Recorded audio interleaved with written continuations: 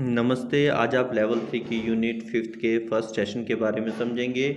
Unit 5 जो है वो हेल्थ एंड सेफ्टी मैनेजमेंट पर है। इसके 4 सेशन है। Health and safety requirement, equipment and material, dealing with accident and emergency, reporting accident and emergency. आज हम इसका फर्स्ट सेशन करेंगे, लेकिन पहले इस यूनिट के बारे में overview. According to this unit, human safety mainly focus on the safety and health, hygiene and environment of all people. फिर वो चाहे कस्टमर हो, एम्प्लॉय हो और मैनेजमेंट हो, जो भी हो, वर्क प्लेस पे हो, एम्प्लॉयर हो, सुपरवाइजर हो, वर्कर हो, ये उस ऑर्गेनाइजेशन स्ट्रक्चर की एक जिम्मेवारी बन जाती है उसे स्वच्छ वातावरण प्रदान करना या सुरक्षित वातावरण प्रदान करना। आज तो हम बात करते हैं हेल्थ एंड सेफ्टी रिक्वायरमेंट की, कि क्या सेफ्टी के रिक्वायरमेंट होते हैं, इसके ऑब्जेक्टिव्स क्या हैं, इसके कंटेंट्स हैं ये जो हम वीडियो में आगे सुनेंगे, देखेंगे। सेफ्टी की मेजर्स हैं, सेफ्टी के नॉर्म्स हैं।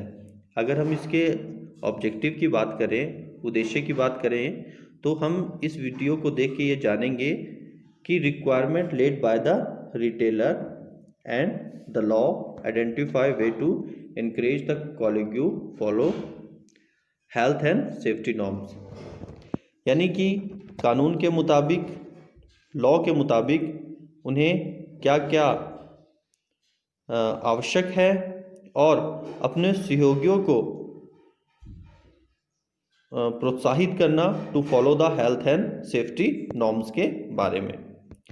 इंट्रोडक्शन की बात करें, the health and safety of worker and any other who could be put at risk by the work of the business, such as customers, visitors, children, young people or the general public। कोई भी हो, वो कोई भी हो सकता है, उन्हें सुरक्षा प्रदान करना। अकॉर्डिंग टू WHO डेफिनेशन जो हेल्थ की है, ये एक शारीरिक और मानसिक सामाजिक कल्याण की स्थिति है, जो केवल बीमारी ही नहीं। Health is the state of complete physical, mental and social wellbeing and not merely the absence of disease of infirmity. अगर हम इसकी सेफ्टी की डेफिनेशन की बात करें, safety is the state of being safe, the condition of being protect from harm और other non desirable outcomes. सुरक्षा, सुरक्षित होने की स्थिति। सुरक्षा वो है जो हमें सुरक्षित होने की स्थिति प्रदान करे। Factor influencing to keep in mind health and safety measures. ये या तो आप इसको स्टेप भी बोल सकते हैं, कि वो स्टेप जो सेफ्टी की रिक्वायरमेंट के लिए जरूरी है। तो इसमें अबेंडिंग, जैसे कि अबेंडिंग बाय द लॉ, कानून का पालन करना,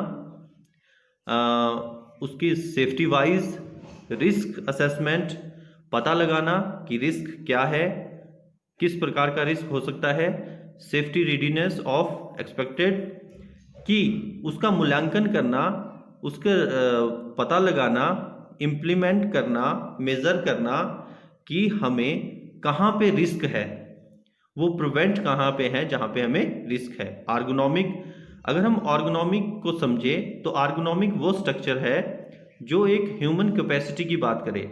सीधे साधारण शब्दों में मनुष्य की योग्यता और क्षमता की बात है।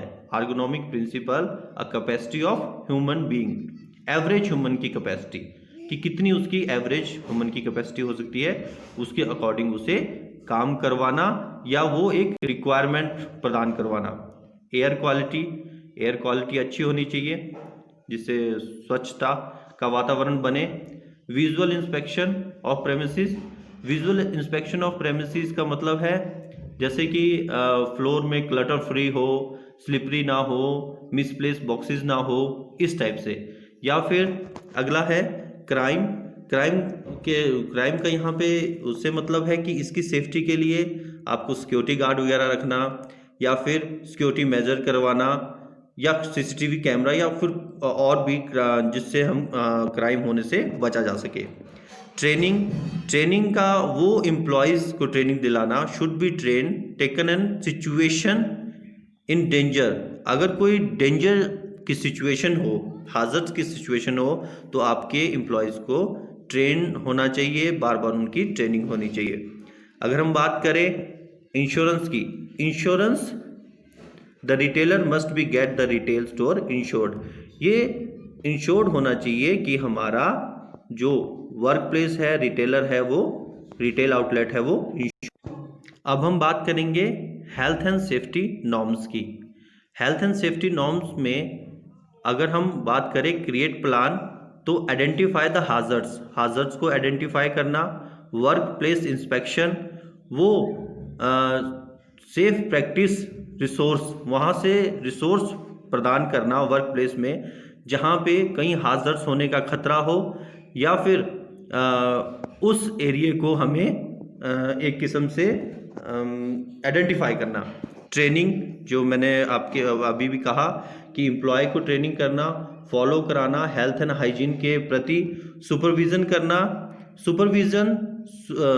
सुपरविज़न से यहाँ पे understood the follow the instruction, जो इंस्ट्रक्शन है वो फॉलो भी कर रहे हैं एम्प्लॉयज़, और जो भी ऑर्गेनाइजेशन में एंटर हो रहा है उसको फॉलो कर रहे हैं, उस प्रकार का supervision. Information communication, information communication क्या है कि आप आइडिया जो सेफ्टी के अकॉर्डिंग है, जो वहाँ पे रह रहे हैं, और जो इम्प्रोवाइजेशन है उसको कम्युनिकेट करना एक दूसरे के साथ कि ऐसा हो सकता है या इसको और अच्छा किया जा सकता है, एक प्रकार से कम्युनिकेशन का फ्लो। और discharge health and safety responsibility at work, हर एक एम्प्लॉयज़ को, हर उनको एक गुटों में तब्दील करना, या फिर उनके एक ग्रुप बना देना, जिससे कि हर एक की रिस्पॉन्सिबिलिटी बन जाए। तो इसमें क्वेश्चन की बात करें तो what is important question we learn it this, अगर what do you mean by health and safety, इसमें आप डेफिनेशन को डेफिनेशन बताएंगे जो इसमें बताई गई है। अगला क्वेश्चन है explain the step of healthy and safety requirement laid down by the retailer and law. तो इसमें abiding by the law, risk assessment, safety readiness, ergonomic principle, air quality, visual inspection, crime, इस प्रकार के ये इसमें points आएंगे। Explain the way of encourage colleague to follow health and safety norms.